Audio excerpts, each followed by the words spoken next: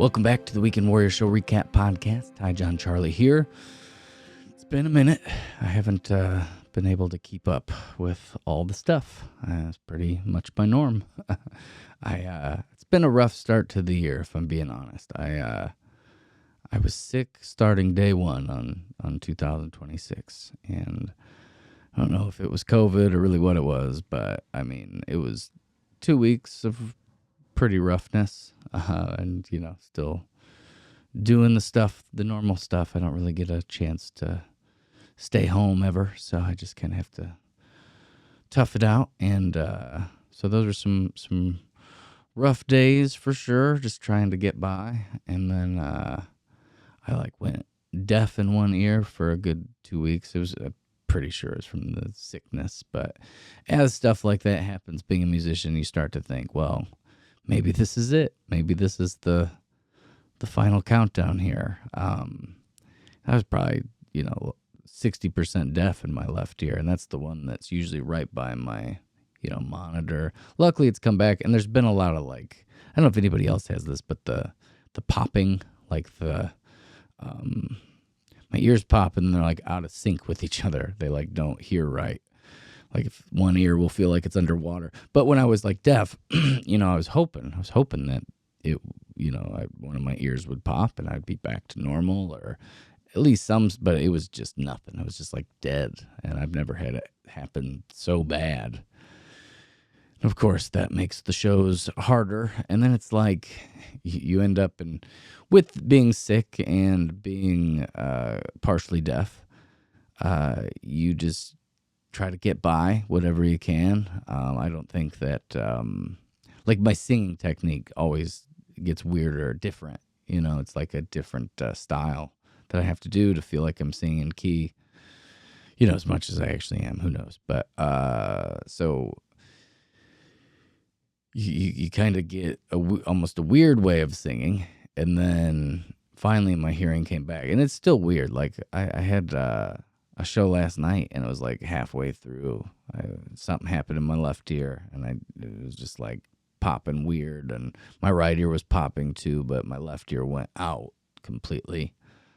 But then by the end of the night it was popped back in, but I played probably an hour and a half of it, slowly getting worse, and where I should have taken a break, I did 2 hours. Usually it's a 3-hour set. Usually I take 2 breaks, but it was my only show, so I was just I wanted to play as much as I could. But anyway, so then you get this weird technique of singing and trying to hear it right, and then when your hearing comes back, it's whoa, my muscle memory doesn't really match the way that I had been singing. So then you have this learning curve of trying to get back to feeling normal. So you have a couple almost weird shows, but it was still popping in and out. And then I had this one up in Carroll Stream that just felt so good. I haven't had a show like that in a long time. It was just acoustic. It's at this, it's just called Sessions, and kind of a little farmer's market, but it's for weed, which is interesting. Different vibe and crowd for sure, and it's a weed bar, I guess you'd call it. I don't really know, but so yeah, I had this. It's so weird I felt like it was the best show I'd played in a month probably, and everything was just hitting, and I was trying weird stuff, and I kept trying to tell myself, just play what you're good at, but I kept stretching. I forget a few words here and there, but I just felt so on, and it was a lot of fun. I just played what I wanted. I wasn't really worried about. Kept trying. My only caveat to that, I was trying to keep it kind of upbeat. I didn't want to play too many slow songs, so I was trying to keep it kind of rocking. It was just acoustic, so plugged direct in, mic and guitar, and no extra effects, no nothing. And I've been doing that a lot, and I've just been trying to get better at playing that way. But something that night really connected, and I don't know. So I'm gonna be chasing that dragon because I felt it a little bit last night for my show last night, and I just once the hearing went out, it was hard to get there. But it's definitely a fluid kind of sickness. So it's I'm still not even over this weird cold thing that I've had since January 1st. So that's what I mean when I'm saying that, it's been a long first month. To kind of just walk into it that way is not ideal for what I do, but just roll with the punches. What can you do, right? I don't know. You just try to get through it. Definitely was probably drinking too much caffeine and Sudafed and all the drugs that I could to get through. I feel like that's not always a good thing also, but I made it through. That's the important thing. And I did have a couple really good ones in there that, I think part of what happens with that is like you're in that mode of just trying to get through the show and just like sound okay enough. And then like you're healthy enough to actually sound pretty good or better than that. And then you're just excited to sound any sort of good. You're like, I can't believe I can actually sing okay because it's been so long. And then you really can get into it. But so there's been some fun ones, but mostly it's been kind of a struggle. I was in the studio as well this last beginning of this January. So I have a new song coming out in February. I think it's February 13th. And I've shared a couple little clips from the video because it is another one of those live one-man band style performances. So it's my version of Colter Wall's a cover of a cover. Colter Wall's version of Cowpoke. I've been really enjoying singing that song for a long time, and I'm glad I did it that night. It's always a good kind of easy warm-up song where you really kind of can dial in that lower register. And, you have to jump to the falsetto and part of it too, which can be tough in that first song. But it kind of loosens you up. And I feel like those low songs, those country songs, I do some Johnny Cash ones too, are always good to start a set because you get kind of, get your adrenaline going and you're fighting that for those first like 5 songs. You're like trying to get your voice to do what it needs to do in this room with this sound, with these songs. And I feel like doing lower vocal range songs makes you really have to like dial back everything. Like you have to really fight that adrenaline hard at the beginning and kind of just like, not sing sharp because, if you're in that lower range, it's really easy just to, because it's not really my mid comfortable zone, I would say. But if you can sing the low ones and really maintain and not be, too sharp, then everything else I feel like sometimes gets easier. Not always, because every show is a little different. And it's, it kind of, I don't know if that's the right way to start a set sometimes because maybe it's not like a total country crowd. But I definitely have some country songs I enjoy doing, so I do tend to stick those up front a lot of times because it really kind of butters up that warm, low register, and then everything else just gets a little easier.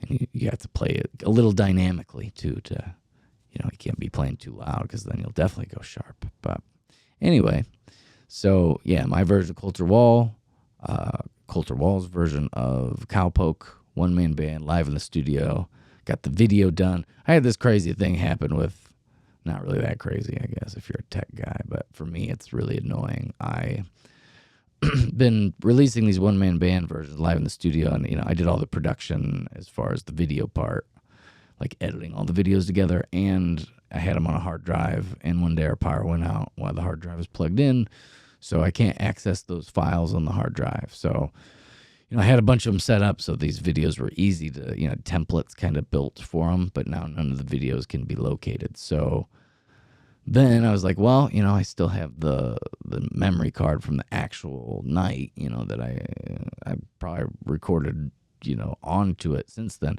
But I got those up, and there's few videos that just don't work on those memory cards for some reason. So not only is my hard drive with the main master videos that, and my templates and everything gone, then it's still on there. I just don't know how to access it. I could hire somebody maybe, I don't know, but I don't have any money. So so with Cowpoke, it's just a one shot, which is different than the rest of them, but a different vibe. But some ways easier to edit, but I always feel like it's a little boring. But I don't know.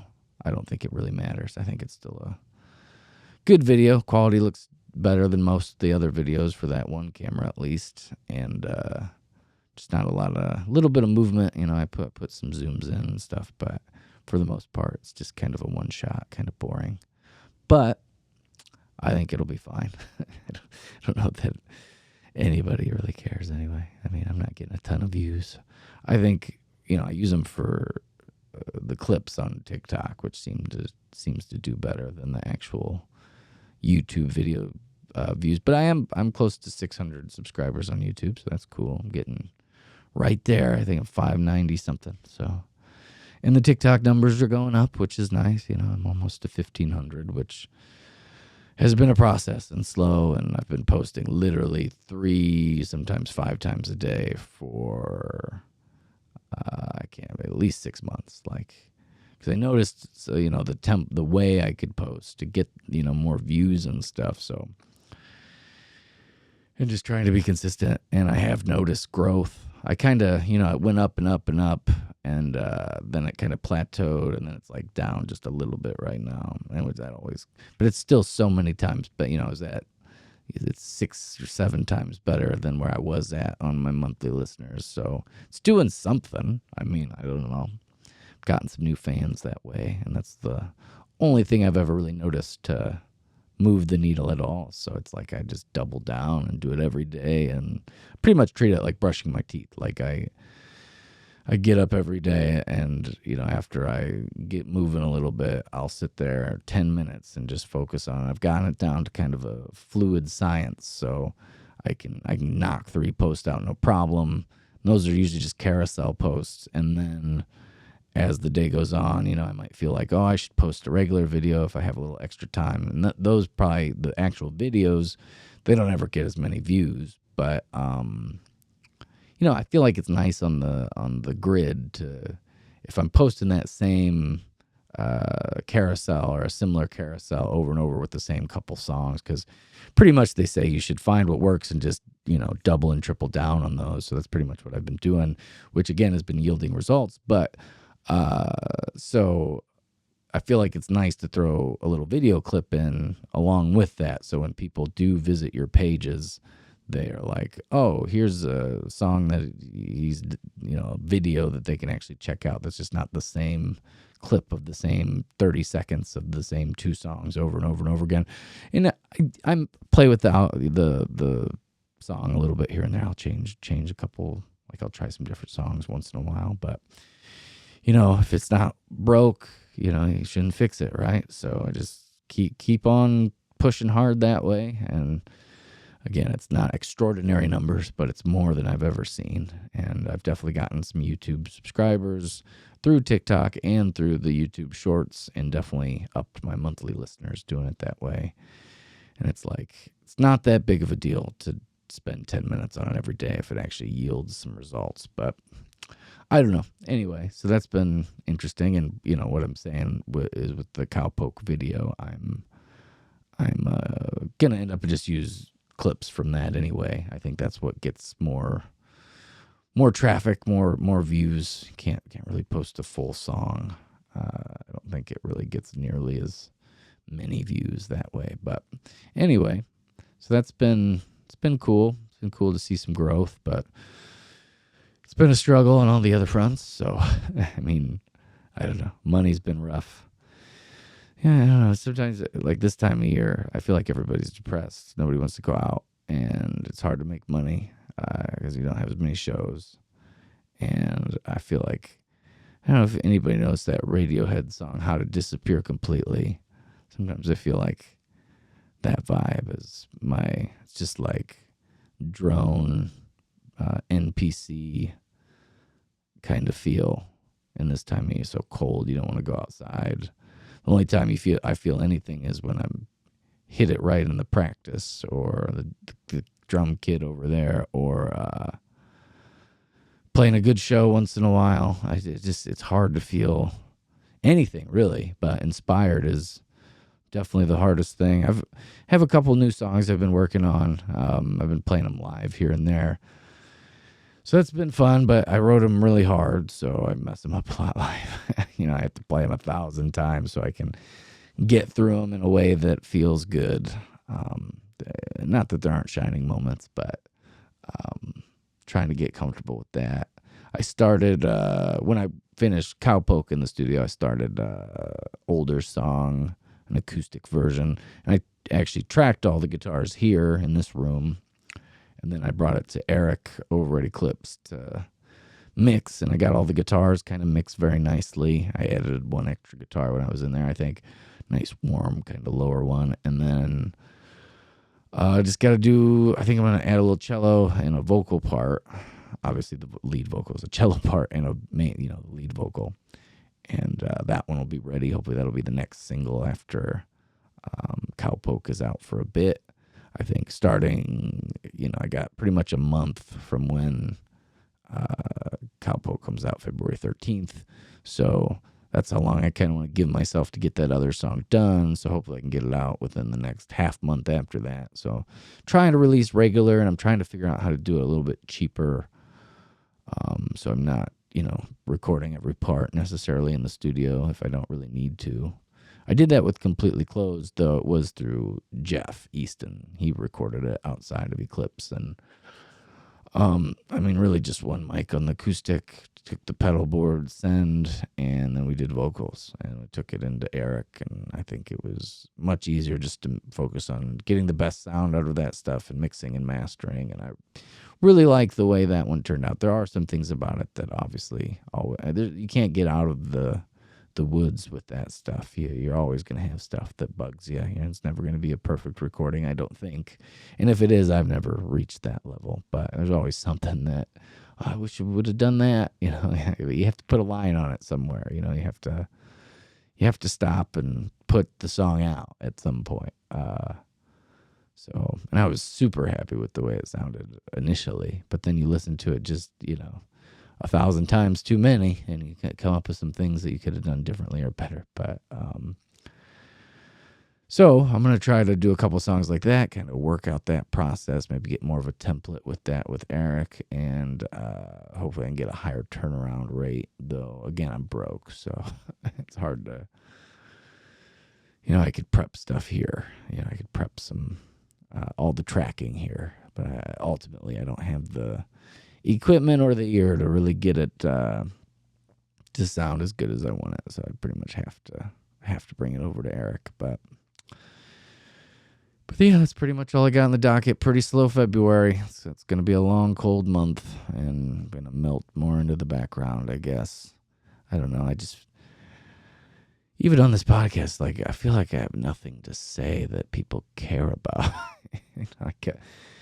It's always nice to catch up with friends and family and stuff, but the older I get, the more I'm like, people don't want to really hear what I have to say, and why would they? And I should just try to ask questions and try to see what they're up to, or just be quiet in the background. And maybe that's my mistake.